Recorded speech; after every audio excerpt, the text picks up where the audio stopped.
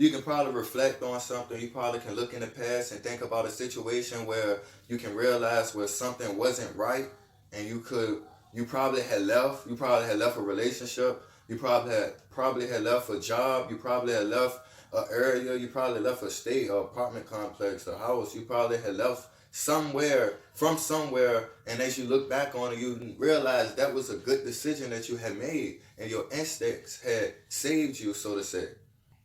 Habits, because we can look at the results that our instincts gave us and think that our results is the answer to everything that's negative that come our way. So if you had left a relationship because it was something going wrong, and you look back and you realize that was the answer, then doesn't mean that leaving the current relationship that you in is the answer, because you probably have to fight for some relationship eventually. You might have to deal with somebody eventually. If you left a job in the past, you probably got to stick at a particular job eventually. You probably have to live in one house eventually. Leaving and leaving and leaving is not going to always be the answer. Sometimes we go through things but really don't never go through nothing.